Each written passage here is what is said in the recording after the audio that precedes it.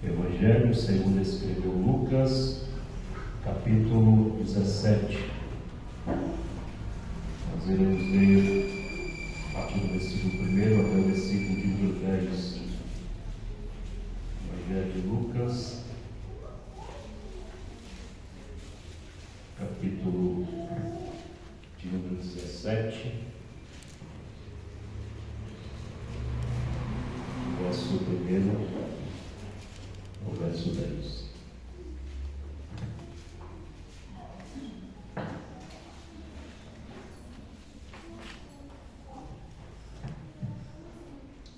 Diz assim a palavra do Senhor.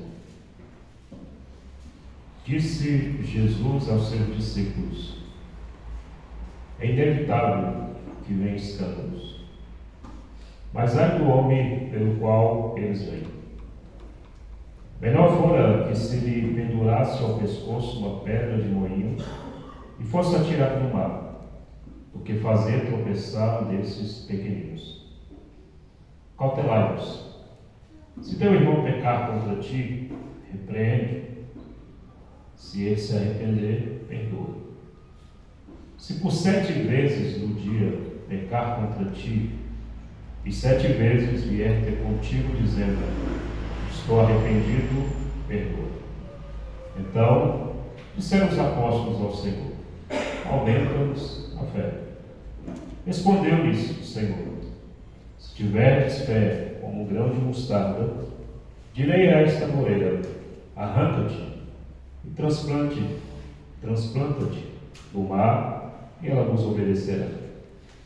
Qual de vós, tendo um servo ocupado na lavoura, ou em guardar o gado, lhe dirá quando ele voltar do campo: vem já e põe-te à mesa? E que antes não lhe diga: prepara-me a ceia, singe-te e serve, enquanto eu como e bebo. Depois comerás tu e beberás. Porventura, terá de agradecer ao servo porque te fez o que lhe havia ordenado? Assim também vós, depois de haverdes feito quanto vos foi ordenado, dizei: somos servos inúteis, porque fizemos apenas o que devíamos. Evangelho do Senhor, louvado seja Jesus Cristo. Que eu compreenda, Senhor, que eu proclame, que eu viva a Tua palavra. Para isso, ó Deus, pedimos que Teu Espírito Santo venha à nossa mente, venha ao nosso coração neste momento.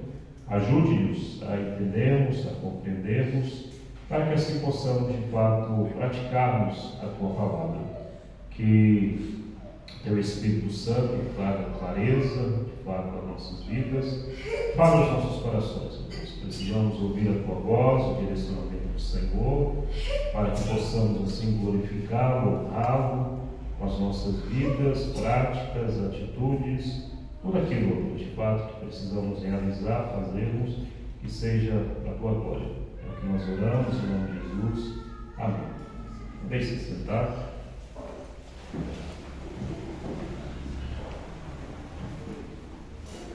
Há um livro, talvez você já leu esse livro, talvez você já ouviu falar desse livro, chamado Relacionamento, uma confusão que vale a pena, de Timóteo. Este livro, quando eu li pela primeira vez, e eu tive que ler para poder aconselhar alguns casais, é um livro voltado para casal, mas não apenas para casais, mas o relacionamento em si. Eu tive que ler para aconselhar um casal e também conhecer, ter conhecimento. E uma frase que resume todo o livro é: por que os relacionamentos são essa confusão? E ele resume apenas dizendo: porque são pecadores se relacionando com pecadores. Por isso, essa confusão. Porque são pecadores que estão se relacionando com outros pecadores. Então, cada um manifestando o pecado ou os pecados nos corações. Por isso há o conflito, por isso há, de fato, essa confusão que ele chama, né, o que ele relata no livro. Ou seja, relacionar-nos, de fato, não é fácil.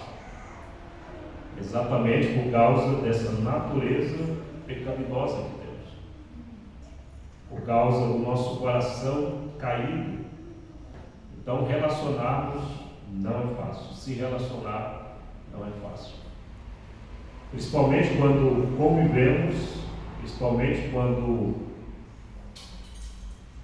vivenciamos muito com a pessoa, ou conhecemos bem a pessoa e a pessoa nos conhece bem, aí se torna mais difícil ainda. Porque aquelas pessoas que convivemos, ela vai conhecer os nossos pecados e vamos conhecer os seus pecados. E parece que esse relacionamento íntimo, de alguma forma, o nosso coração pecaminoso, parece que nos dá liberdade de manifestar os nossos pecados. Parece que dá liberdade de nós expormos os nossos pecados. Dificilmente você vai expor o seu pecado para uma pessoa que você não conhece. Até porque, como cristãos, nós queremos apresentarmos uma boa imagem. Então, dificilmente nós vamos querer manifestar os nossos pecados para pessoas que não conhecemos ou que não temos uma intimidade profunda. Por exemplo, na igreja nós tentamos de todas as formas não manifestar os nossos pecados no coração. Queremos que os nossos irmãos e irmãs nos olhem e digam: olha, ali vai um cristão, ali vai uma cristã exemplar. Só que a nossa esposa, o nosso esposo, o cônjuge, nos conhece, sabe que temos pecado, nossos filhos sabem que temos pecado. Quando estamos nos relacionando de fato, é impossível não pecarmos contra o outro. É impossível. Em algum momento da nossa caminhada, vamos pecar contra o outro. É impossível. Temos um relacionamento perfeito, um relacionamento sem pecado nenhum. É impossível. Quando nós lemos esse texto, Mateus capítulo 17, e não apenas o capítulo 17, mas também o capítulo 18, Cristo ele vai trazer algumas instruções para a vida em comunidade. E do versículo 1 ao versículo 10, ele vai exatamente falar dessa vida em comunidade, desse relacionamento em comunidade. O versículo 1 diz assim: Jesus disse aos seus discípulos: é inevitável que venham escândalos, mas ai do homem pelo qual eles vêm. Jesus, antes desses versos, no capítulo 16, ele está confrontando os fariseus. E quando chega no capítulo 17, ele muda o alvo. Ele fala agora para os seus discípulos. Ele vem e diz: olha, é inevitável que venha escândalos. Uma tradução próxima do grego seria: é impossível, ou seja, que não aconteça escândalo. Jesus está dizendo aqui que vai acontecer escândalo. Ele não está colocando uma possibilidade, talvez aconteça escândalo. Não. Jesus está afirmando que haverá escândalo. E ele está falando com os discípulos. Ele está direcionando essa palavra para a comunidade. E Lucas, é claro, o escritor desse evangelho, ele está utilizando das palavras de Jesus que foi falado ao discípulo naquele contexto e agora trazendo para a comunidade lucana, para a comunidade a qual Lucas está direcionando o seu evangelho. Então ele está direcionando para a comunidade, ele está direcionando para discípulos. E ele está dizendo que é impossível que não aconteça escândalos. Só que Jesus, ele adverte. Ele diz, mas ai do homem pelo qual eles vêm. Jesus está dizendo, olha, é impossível que irmãos não pequem contra outros. É impossível que irmãos não venham trazer escândalos na comunidade, na igreja.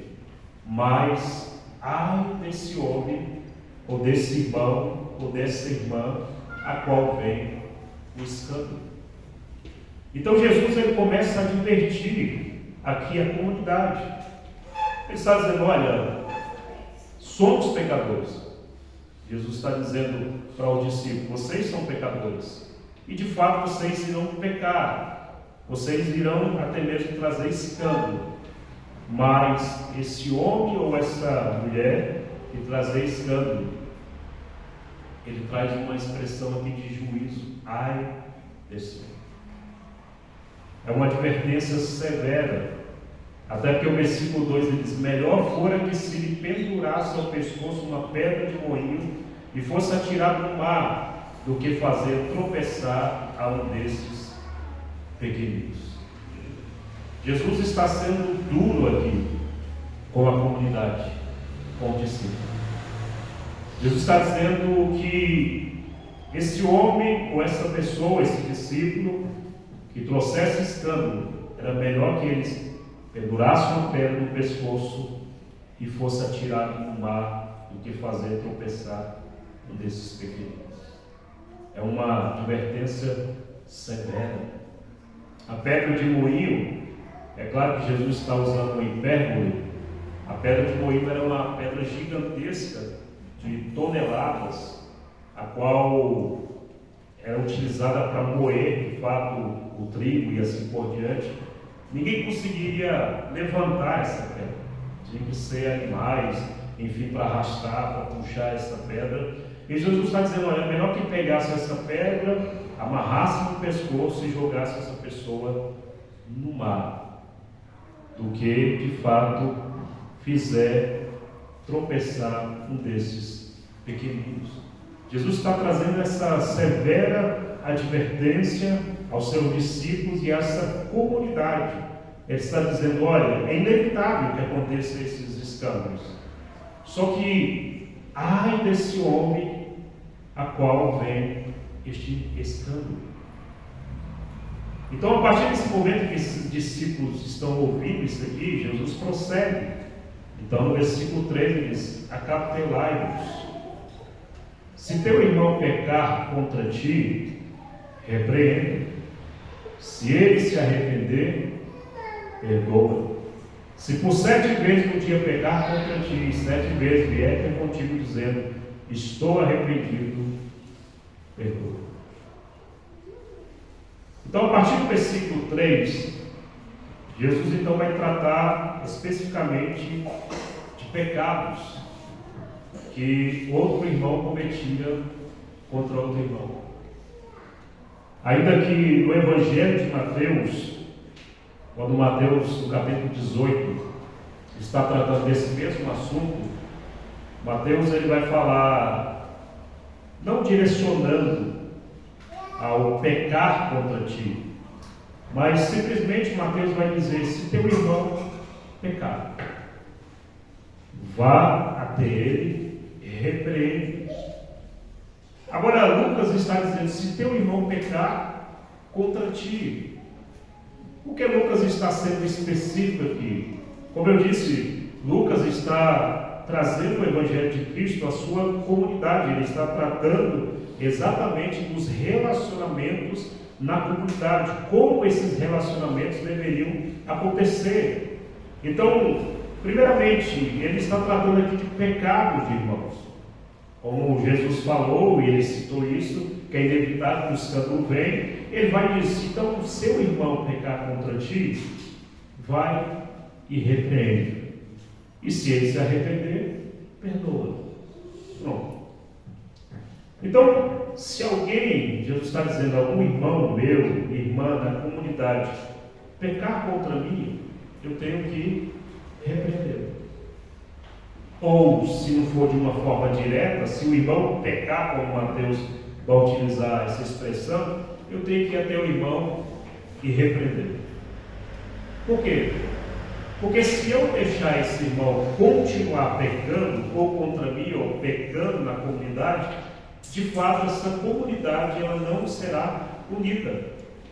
Ela não terá essa unidade. O pecado vai destruir totalmente essa comunidade. Se nós não repreendermos o irmão, se nós de fato não confrontarmos o irmão, essa comunidade ela vai se deteriorar. Assim como no Antigo Testamento, a qual Deus utiliza a ilustração do fermento, dizendo, olha, o fermento ele acaba apodrecendo toda a massa, se deixarmos.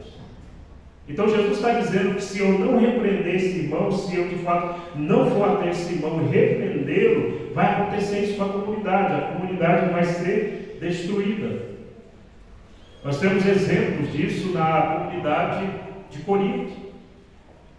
Paulo teve que ser muito, vamos dizer, pesado com aquela comunidade, e olha que ele nem foi lá, ele escreveu pelo menos 4 cartas para essa comunidade, 2 é que nós temos escrita hoje como palavra inspirada do Senhor, 1 e 2 Coríntios. Mas em dado momento o apóstolo Paulo diz, olha, está acontecendo uma coisa na igreja e vocês não estão fazendo nada. E era algo horrível, terrível, tanto ao olhar da comunidade como de fora. Estava dizendo, olha, tem um homem aí que está tendo relação sexual com a sua madrasta. E a comunidade não fazia nada. E ela estava sendo destruída por causa desses pecados. Não somente esse pecado, mas outros pecados que a comunidade estava cometendo. E o apóstolo Paulo diz, olha, eu já entreguei esse homem a Satanás.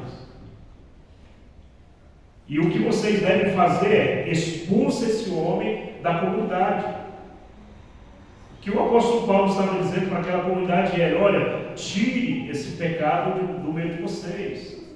Até porque era conhecido da comunidade, conhecido fora da comunidade. Não era algo novo, não era algo oculto. Era algo que estava acontecendo por muito tempo. E o apóstolo Paulo diz, e vocês não estão fazendo nada. Então Jesus aqui ele está dizendo, se teu irmão pecar ou pecar contra ti, vai e repreende. Só que a palavra repreender aqui, ela não me dá a liberdade de humilhar o irmão. Ela não me dá a liberdade de alguma forma, hostilizar o irmão. Não. O que Jesus está falando, no sentido de eu repreender, eu tenho que procurar esse irmão, confrontar esse irmão em amor e mostrar que esse irmão está em pecado, ou seja, de forma que eu consiga restaurá-lo de fato a Cristo, restaurá-lo à comunidade, para que possamos viver esse relacionamento que glorifica a Deus. Então eu preciso até o irmão, quando esse irmão pecar, ou pecar contra mim, ou pecar na comunidade, eu sabendo do seu pecado, eu preciso procurá-lo e confrontá-lo em amor. Chegar até o irmão e dizer, olha meu irmão, eu preciso conversar com você, porque eu vi que você está agindo dessa forma, dessa maneira, eu sei que você está cometendo isso. Olha, você está ofendendo a Deus com esse pecado. Você está desagradando a Deus com esse pecado. E você precisa voltar-se para Deus, você precisa reconciliar-se com Deus, você precisa se arrepender desse pecado.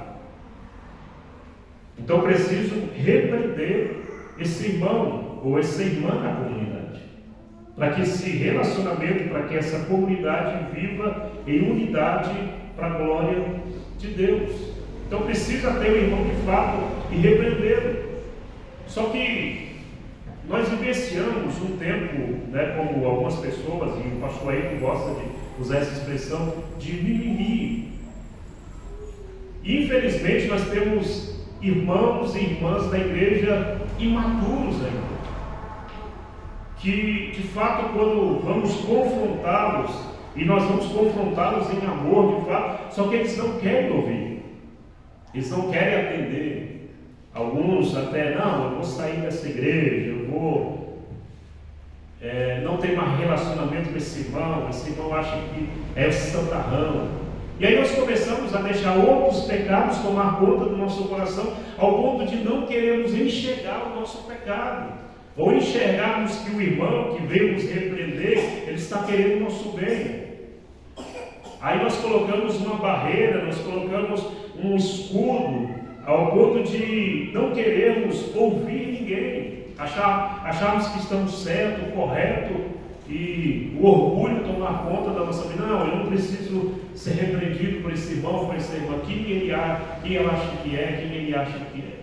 Nós colocamos em um patamar que às vezes nós não queremos ser repreendidos, ou quando a pessoa vem nos repreender, achamos que a pessoa é santa demais para nos repreender. Não. É por isso que comunidades têm sido destruídas, porque não há essa repreensão. É por isso que igrejas têm sido destruídas, porque já não há mais essa disciplina de chegarmos ao irmão ou à irmã que está pecando e dizer, olha irmão, você está pecando, não é assim. E aí nós vamos deixando o irmão, vamos deixando a irmã viver a sua vida em pecado, e a comunidade é afetada, a igreja do Senhor é afetada. O apóstolo Paulo utiliza muito bem uma ilustração também, dizendo que a igreja do Senhor é um corpo, e todos que fazem parte desse corpo têm o seu papel, têm a sua importância. Ele vai dizer, não é porque o dedo lá do pé é dedo que não faz parte do corpo, não.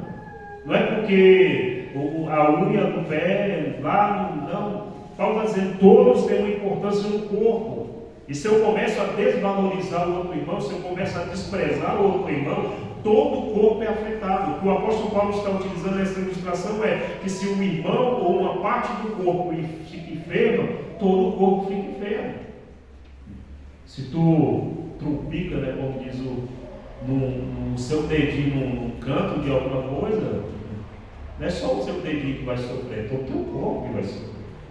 Então, se o irmão ele peca e ele continua pecando e você não repreende a ele, você não vai lá confrontá-lo em amor, a comunidade ela começa a se deteriorar. Então nós precisamos ter essa maturidade de ouvirmos a repreensão e também termos a maturidade de repreendermos o irmão ou a irmã quando for necessário. Não, a vida dele, deixa ele cuidar. Não. Nós somos uma comunidade. Nós nos relacionamos para a glória de Deus. Deus nos deu uns aos outros, como diz a sua palavra, para nós vivermos essa comunidade, esse relacionamento em comunidade. Então Jesus está dizendo, olha, quando o seu irmão pecar ou pecar contra ti, vá lá e entre ele. Tenta trazer o irmão à restauração. Aí o versículo prossegue dizendo, se ele se arrepender, perdoa. Pronto. É algo simples, né? Eu vou lá, repreendo o irmão, ele se arrepende, pronto, perdoa.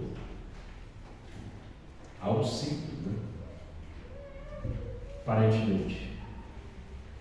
Mas, como eu disse, o nosso coração é tão pecaminoso, porque se esse irmão pecou contra mim, se esse irmão de alguma forma me prejudicou, ou seja, se esse irmão talvez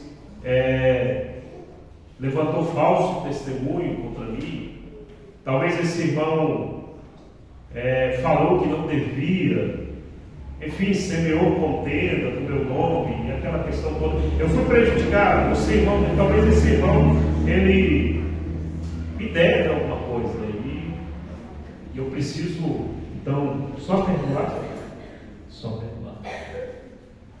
Se ele se arrepender, perdoa. Pronto. Acabou. Mateus ele vai falar, aqui Lucas está talvez trazendo um princípio rapidamente, mas Mateus ele fala sobre todo o processo, lá em capítulo 18, que se esse irmão não se arrepender, então chama duas testemunhas, se não se arrepender, chama a igreja, e se não se arrepender, considera como ímpio de fato. Tem um processo lá em Mateus, no capítulo 18. Lucas aqui está sendo bem simples e rápido. Olha, vai lá, repreenda esse irmão. Se ele se arrepender, perdoa. Aí Jesus prossegue, dizendo no versículo 4: se por 7 vezes no dia pecar contra ti, e 7 vezes vier ter contigo dizendo, estou arrependido, perdoa. Então, ou seja, se esse irmão pecar contra mim, eu repreendê-lo, e ele se arrepender, eu devo então perdoar.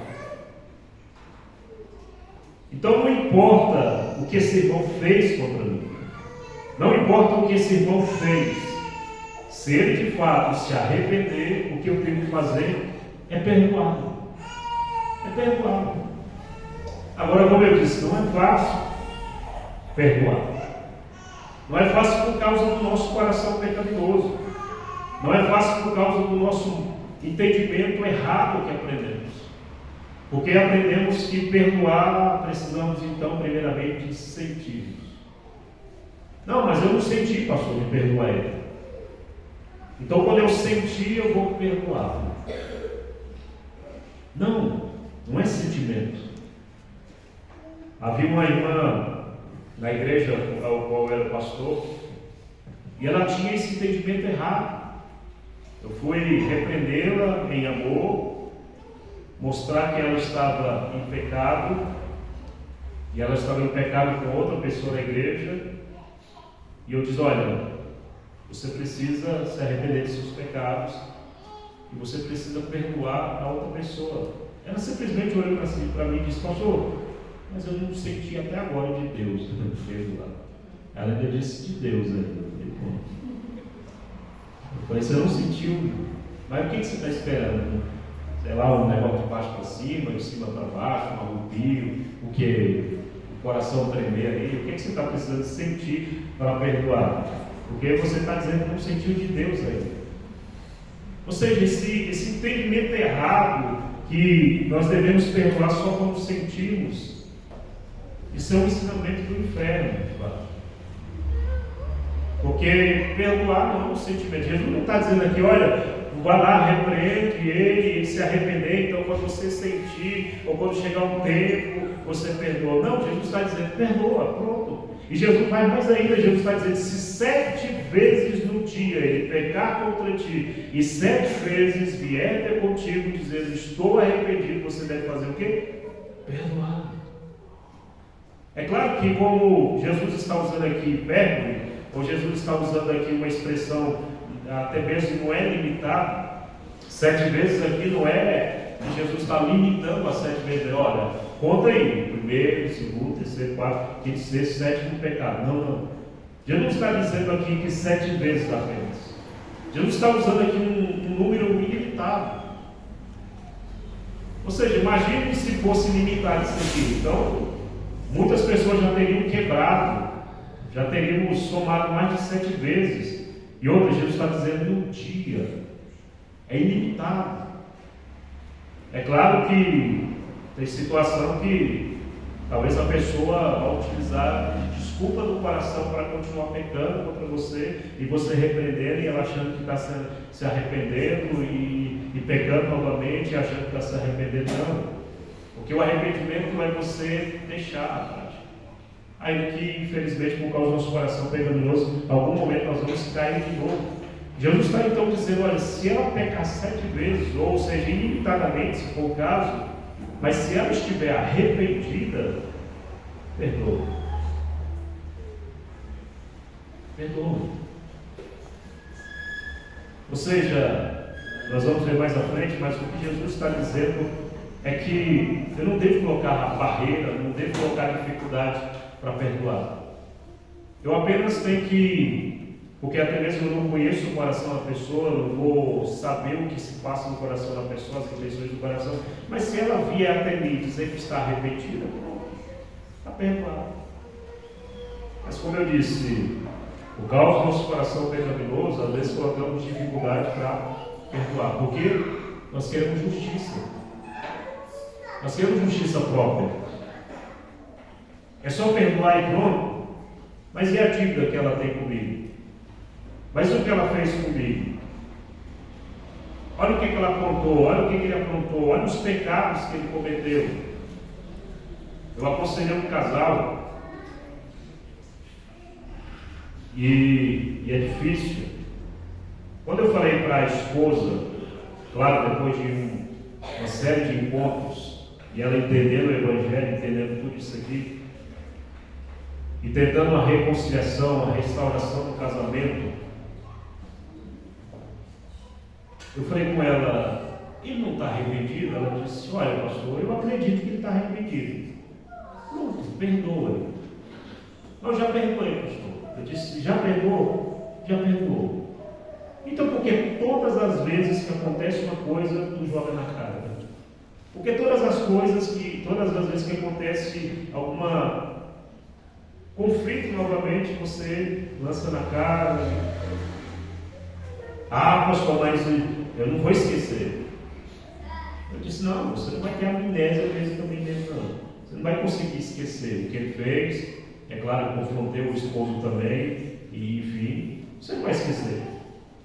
Jesus não está falando quando eu perdoar, eu vou esquecer e pronto, acabou. Não. Eu não vou ter uma amnésia. Perdão não é você esquecer. Perdão é de fato você não lembrar e usar isso contra a pessoa. Se eu já perdoei, é como se apagasse. Ela não me deve mais nada.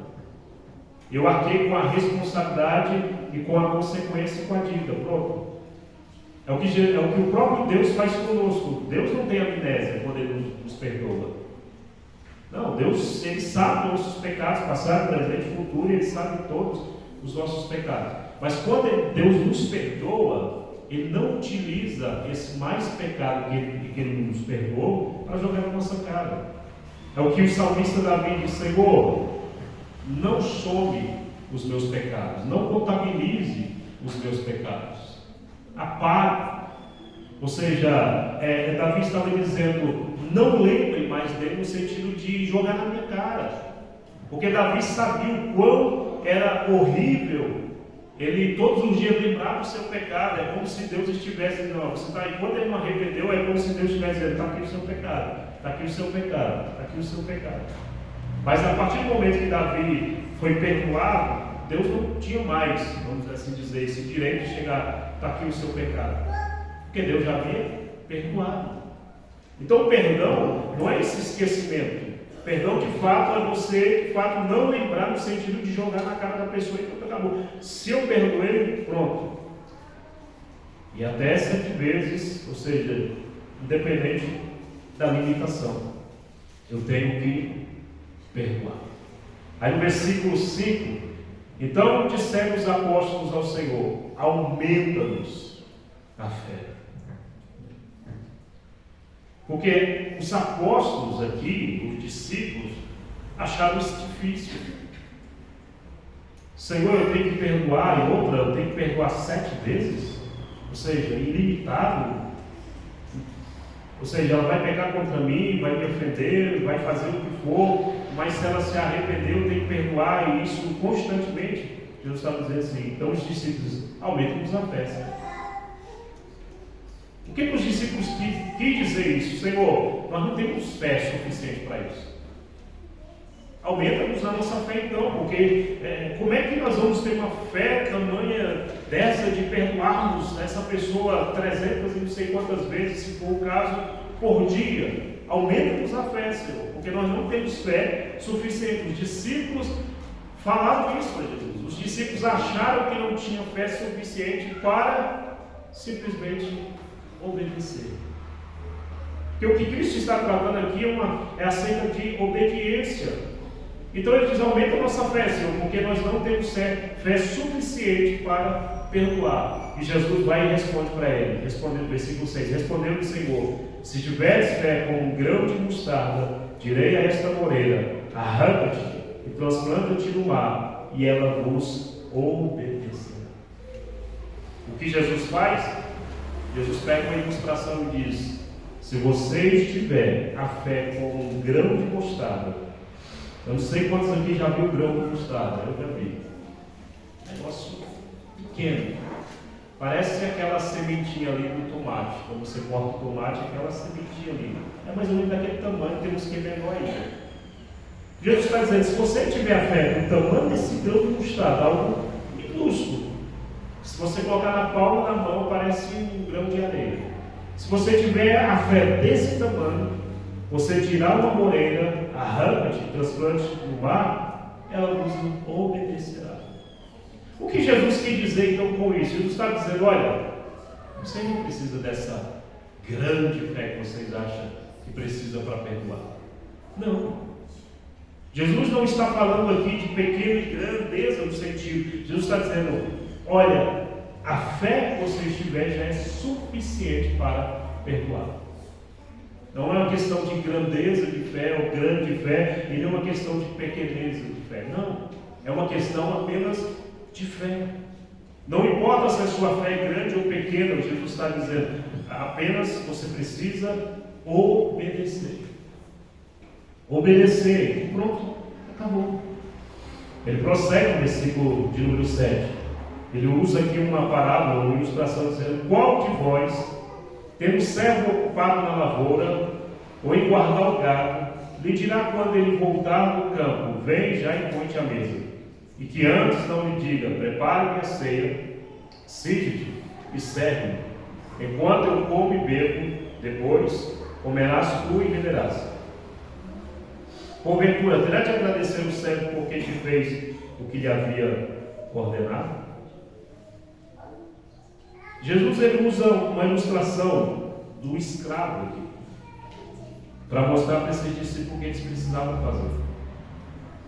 Jesus está dizendo, olha, qual de vós tendo um servo ocupado na lavoura, ou vai estar guardando gado, quando esse voltar do campo, ele não vai já chegar no campo, sentar à mesa com o seu senhor e já ir comendo. Não é o papel do servo. O servo, quando chega da lavoura, quando chega do campo, o que ele vai fazer? Primeiramente, ele vai preparar a mesa, ele vai se sentir, ele vai servir o seu senhor, e depois que ele fizer tudo isso, ele vai então participar da mesa. Ou seja, e o Senhor vai olhar para esse servo e ele não lhe deve nada, nem lhe agradecer, porque é obrigação desse servo fazer isso. Ou seja, ele tem que servir a mesa, ele tem que preparar a comida para o seu Senhor, ele tem que estar lá servindo ao seu Senhor. Pronto, depois que servir tudo, ele vai lá e então se serve. Ele não fez mais do que a sua obrigação que Jesus está dizendo. Aí no versículo 10 ele diz, assim também vós, depois de haverdes feito quanto vos foi ordenado, dizei, somos servos inúteis, porque fizemos apenas o que devíamos fazer. Ou seja, no versículo 10, Jesus diz, assim também vós, depois de haverdes feito quanto vos foi ordenado, dizei, somos servos inúteis, porque fizemos apenas o que devíamos fazer. Nos foi ordenado. O perdão trata de uma questão de obediência. Não é questão de sentimento, é uma questão de obediência. Eu preciso apenas obedecer o que Cristo me fala. Perdoa. Jesus está dizendo, se teu irmão não arrependeu, não se arrependeu, perdoa. Ah, mas ele pecou tantas vezes, mas ele não se arrependeu tantas vezes, então perdoa. Parece que Jesus está condicionando aqui o perdão. Se teu irmão se arrepender, perdoa. Há pecados de fato que precisam do arrependimento nesse sentido de eu perdoá-lo. Mas se nós formos aprofundar essa questão, não é apenas no sentido de o irmão se arrepender. Eu já tenho que ter um coração disposto a perdoar. É claro que ele está tratando aqui de relacionamentos, de irmão que pecou contra mim, então de fato eu preciso que ele se arrependa para que eu possa perdoar esse pecado. Mas o meu coração já tem que estar disposto a perdoar, independente se ele se arrependeu ou não. Eu já tenho que estar com o coração disposto a perdoá-lo. sei quantos aqui já ouviu meu testemunho, principalmente no Coronel. E um dos pontos que eu tive que lidar com a minha vida foi exatamente o perdão. E como os discípulos aqui, eu tive essa dificuldade. Eu não cheguei a pedir aumento da minha fé, Senhor, para perdoar. Não cheguei a esse ponto. Porque a minha dificuldade era outra, a revolta era outra. Na verdade, em momento algum, eu queria perdoar mesmo. Não era questão de fé, se era grande, se era pequeno, era uma questão mesmo de não querer perdoar mesmo. E eu relutei. Eu fiquei praticamente 1 ano na igreja, nessa luta, e o Espírito Santo confrontando meu coração, confrontando meu coração, confrontando meu coração. Tinha dias que, desde que eu voltar para casa alegre, porque eu tinha servido a Deus, não, eu voltava revoltado para casa. Até porque, de fato, eu não estava servindo a Deus. Até que eu estava entregando um culto verdadeiro a Deus. Porque o meu coração estava revoltado. O que eu queria, de fato, era matar a pessoa que tinha feito isso comigo na época. Então eu ia para o culto e estava revoltado, e o Espírito Santo me confrontava inúmeras vezes no culto, principalmente porque assim, eu na época que eu aceitei Cristo, recebi Cristo como Salvador, Cristo colocou um desejo enorme no coração de ler a Bíblia. Eu não sei quantas vezes eu li a Bíblia, mas era de Gênesis a Apocalipse, direto. Eu passava o dia todo lendo a Bíblia, Gênesis, Apocalipse, os Evangelhos, o Novo Testamento, eu não sei quantas vezes eu li. Então o Espírito Santo me lembrava dos textos que eu li. E um dos textos que muito me confrontava era exatamente aquele texto: olha, se você for à presença do Senhor para ofertar ou para trazer a sua oferta, e você lembrar que alguém tem uma coisa contra você, aí você tem que deixar a sua oferta do lado, ir lá procurar a pessoa, se reconciliar com a pessoa, depois você volta, pega a sua oferta e oferta a Deus. Ou seja, era um culto a Deus. Quanto esse versículo me confrontava! Porque eu estava diante de Deus, adorando a Deus e com desejo de matar o camarada. Eu estava diante de Deus, servindo a Deus, cultuando a Deus e com desejo de vingança, maquinando na cabeça. Quantas vezes? E eu levei mais tempo para entender isso aqui, acerca do perdão. Até que Deus utilizou um outro texto para falar muito no meu coração acerca do perdão, que é uma parábola que Jesus conta de 2 servos que devia ao seu senhor. Um devia uma quantia que é incalculável, ou seja, esse servo não conseguiria pagar. Se nós trazêssemos hoje para o valor hoje, seria talvez bilhões e trilhões de dólares ou de reais, ou seja, era uma dívida impagável. E esse servo chegou até o seu senhor, se humilhou, prostrou diante dele: Senhor, eu vou pagar. Talvez aquele senhor poderia olhar assim: como é que você vai pagar se é uma dívida impagável? Não, simplesmente aquele senhor olhou para aquele servo implorando, pedindo misericórdia, dizendo: não, eu vou pagar a dívida. E o senhor olhou para ele e disse: olha, tudo bem, a sua dívida está paga, está quitada, você não deve mais nada, vai embora. Aquele servo saiu da presença do seu senhor, ele deveria sair alegre, cantando, festejando, porque era uma dívida impagável. Imagine você ter uma dívida impagável e aí você dever 1 milhão, no mínimo pelo menos, que é uma dívida pagável. Dependendo da situação você consegue pagar. Mas imagine você dever 1 trilhão e não consegue pagar. E a pessoa dizer: olha, você não me deve mais nada, pode ir embora. Como é que é? Não, você não me deve mais nada. Você não me deve mais nada, pode ir embora. Ou seja, você se alegraria. Só que aquele servo, ele saiu da presença do Senhor dele e encontrou um servo, alguém que lhe devia. E lhe devia 100 dias de trabalho. Lhe devia hoje, se formos colocar aí no valor de salário mínimo aí, 5 mil reais. Uma dívida pagável. seja, 5 mil reais consegue pagar tranquilamente. Só que aquele servo que foi perdoado com aquela dívida impagável, olhou para ele e disse: olha, você tem que pagar essa dívida aí, de 5 mil reais. Ele disse: não, mas eu não tenho agora, mas eu vou te pagar, eu vou trabalhar, eu vou fazer isso. E se humilhou também, se prostrou diante do seu servo ali e disse: olha, eu vou pagar de alguma forma. E esse homem olhou para aquele e disse: olha, não, vou chamar os soldados, você vai ser preso e você vai ter que pagar a sua dívida na prisão. E foi o que aconteceu. Chamou os soldados e prendeu aquele conservo que devia apenas 5 mil reais. Os amigos dele, os outros servos, ouviram o que aconteceu, viu o que aconteceu e foi lá no Senhor. Diz: olha, aconteceu um fato ali agora. O Senhor não tinha perdoado esse servo uma dívida impagada? Tinha perdoado uma dívida impagada. Pois é, ele saiu da sua presença e encontrou um que devia 5 mil reais e não lhe perdoou.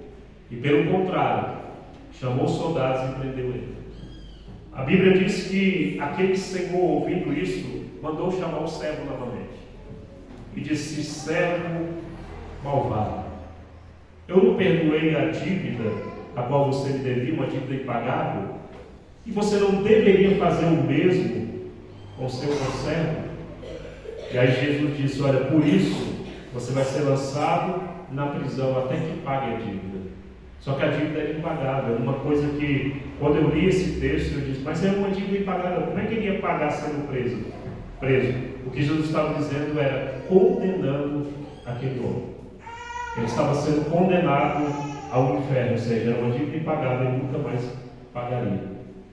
Jesus, quando ele trata do perdão ali, nessa parábola, Jesus está dizendo que é uma condição do coração. Se eu não perdoar, eu não sou discípulo dele. E se eu continuar nessa rebeldia de não perdoar, o que me cabe é o inferno. Isso ali é sério, é como Jesus está tratando aqui, que aí daquele que vê o escândalo, é melhor que amarre uma pedra no pescoço e jogue-se no mar. Então, quando eu li essa parábola, Jesus ele foi falando muito no meu coração. O Espírito Santo confrontou muito meu coração. E uma das coisas que vinha no meu coração é: quem é você nessa história? Aí, talvez o meu coração pegando e dizendo: eu sou aquele que devia menos. Não. Eu sou aquele que devia uma dívida impagável. Eu não tinha como pagar essa dívida. E eu devia a Deus, como o apóstolo Paulo diz, nós tínhamos uma dívida com Deus. E eu não conseguia pagar. E aí Deus colocava no meu coração: e a pessoa que fez isso com você, quem é essa pessoa na história? Eu disse: o conservo, que me deve uma dívida pagável. E isso ficava me martelando direto, constantemente. E aí aquela luta: não, mas eu não vou perdoar, não estou sentindo de perdoar. Até que de fato, tratando o coração sobre isso e aprendendo sobre isso, e entendendo que o perdão é uma obediência a Cristo, eu apenas obedeci. Eu disse: Senhor, eu vou apenas obedecer. Eu perdoo a pessoa. Perdoei a pessoa. E como eu disse, eu não tive amnésia. Porque quando eu via a pessoa, quando eu lembrava da pessoa, vinha tudo no coração de novo. Só que uma coisa que eu aprendi foi: eu só perdoei. Então, se eu perdoei, eu não posso ter mais nada contra ele. Eu não posso mais jogar na cara, eu não posso mais... Não, porque eu perdoei, essa dívida foi rasgada, foi paga, pronto, acabou. E eu tratava isso no meu coração, tratava no meu coração, até que de fato chegou um tempo que eu via a pessoa, lembrava da pessoa, mais nada. Todo esse pecado do coração, sentimentos do coração havia sido extinguido. Por quê? Porque apenas eu o perdoei. Então entenda porque o discípulo está dizendo: Senhor, aumenta-nos a fé, porque não é fácil perdoar. Principalmente pessoas próximas, principalmente talvez sua esposa, seu esposo, talvez seu pai, sua mãe, como foi exposto aqui nos 10 mandamentos, honrar pai e mãe. Talvez você diga, mas como é que eu vou perdoar meu pai? Como é que eu vou honrar o meu pai se meu pai foi assim, minha mãe foi assim? Como é que eu vou honrar eles? Como é que eu vou perdoar o que eles fizeram contra mim? Aí Jesus simplesmente está dizendo, perdoa. Perdoa. É uma questão de obediência. Assim como esse servo que volta do campo, que é a sua obrigação de fazer tudo aquilo para o seu Senhor, de servir a mesa, de preparar a mesa, e ele está fazendo apenas o que é devido fazer, sem buscar elogio, sem buscar nada, apenas faça o que lhe foi ordenado. É uma questão de obediência. Então, se nós queremos ter relacionamentos fortes, vamos assim dizer, relacionamentos que glorificam a Deus, nós precisamos perdoar, lidarmos com perdão. É claro, repreender o irmão quando for necessário, repreender em amor, confrontá-lo em amor, mas se ele se arrepender, apenas perdoa. E nosso coração vai relutar para dizer, não, eu não vou perdoar, porque eu tenho que perdoar. Por que eu vou fazer isso? Porque Deus fez isso conosco. Deus nos perdoou. Pronto. Imagine se Deus não nos perdoasse, como o salmista mesmo disse. Se nos retribuísse conforme os nossos pecados. Imagine se Deus nos retribuísse conforme os nossos pecados. Então, precisamos perdoar porque já recebemos um grande perdão de Deus. Apenas perdoar. Ou seja, uma questão de obedecer à voz de Deus. É por isso que os discípulos não estavam entendendo. Os discípulos estavam dizendo, assim, aumenta a nossa fé. E Jesus está dizendo, não é questão de fé.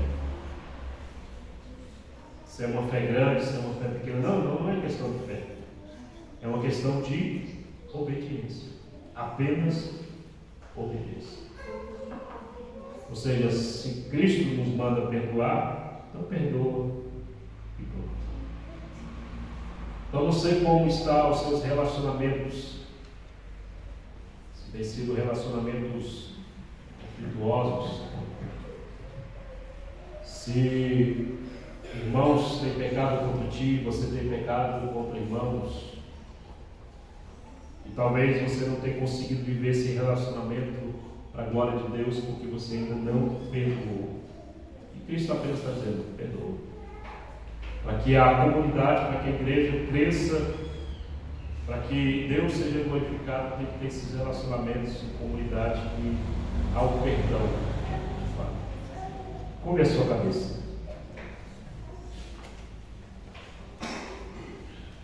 Então você precisa de um tempo para refletir, pensar, lembrar. E nisso você precisa então entender o que Cristo falou contigo essa manhã. Talvez a pessoa não está aqui, talvez você não tenha mais contato, como o Fred disse aqui, mas é uma questão sua com Deus nesse momento, se for o caso. Mas se você tem como depois procurar a pessoa, e se for uma questão de você confrontar essa pessoa em amor, tendo sabedoria de Deus, da parte de Deus para confrontá-la, você precisa fazer isso. Mas já fazer isso com o coração disposto a perdoar, independente da resposta da outra pessoa. Seu coração vai ter que estar sempre disposto a perdoar.